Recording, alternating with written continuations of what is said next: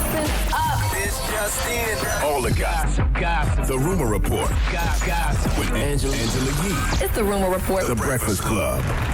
Yes, former Bad Boy artist Loon was released from prison. He served 9 years. According to reports, he's going to lay low, take care of his mom now that he's home.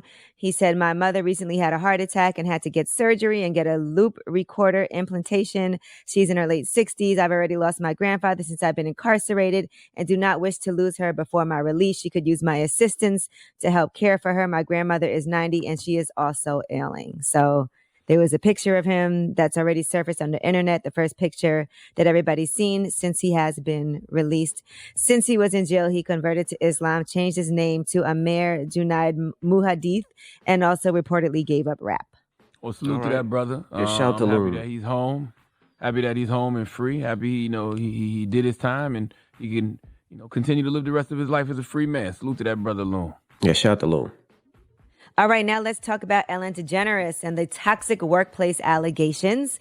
A lot of people have been discussing this, staffers, former staffers, guests who have been on her show. It's just basically saying she's not a nice person. So she did send out a memo, and they also have reported that Warner Media's employee relations group and a third-party firm would interview former and current staff members about the allegations. So in that memo, she said, hey, everybody, it's Ellen. On day one of our show, I told everyone in our first meeting that the Ellen DeGeneres show would be a place of happiness. No one would ever raise their voice and everyone would be treated with respect. Obviously, something changed, and I am disappointed to learn that this has not been the case, and for that, I am sorry. Anyone who knows me knows it's the opposite of what I believe and what I hoped for our show.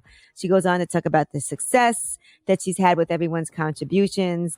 And she also says, I'm glad the issues at our show were brought to my attention. I promise to do my part in continuing to push myself and everyone around me to learn and grow. It's important to me and to everybody and she wants to make it so that people love working on the show again.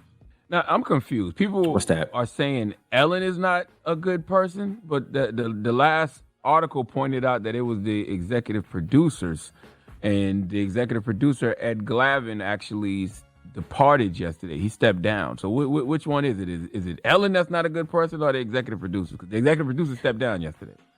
I think it's been both. There's people who have had interactions with her that they've spoken about where she was not very nice. And then there's people who also say that it's the staffers that would tell you, you're not allowed to talk to her. You can't look her in the eye. She's not, they would do things like if she was going to be a guest on somebody else's show, just whittle things down. So maybe they anticipated having a sit down with her. Then they're like, okay, she's actually not going to come have this sit down. When she comes to the studio, it'll only be 10 minutes instead of the hour they were supposed to get. It's just all kinds of different allegations from both ends. Yeah, because the articles that came out the past couple of days don't say that at all. They actually say the executive producers engaged in rampant sexual misconduct and harassment. So that's a little bit more than somebody not looking you in the eye. Right. But yeah, right. The executive producer stepped down yesterday.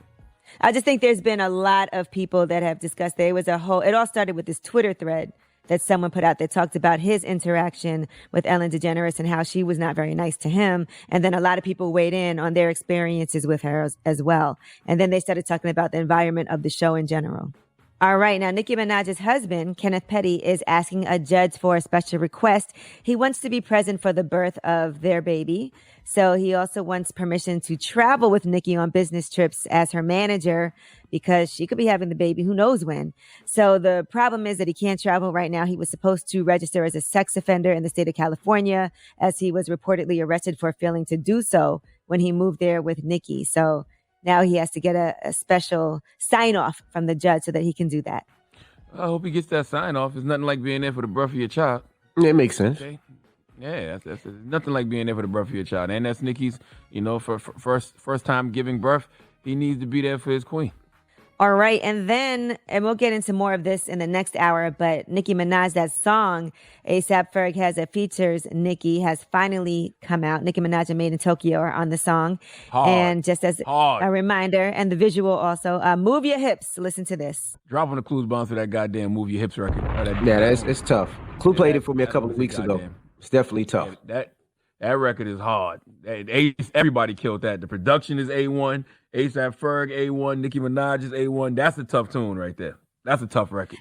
And there's a phone number Damn. too in the video. And if you text that number, you'll get a response from A$AP Ferg himself saying that he got your message, and then he'll send you a link that will add you to his phone so he can respond to you personally.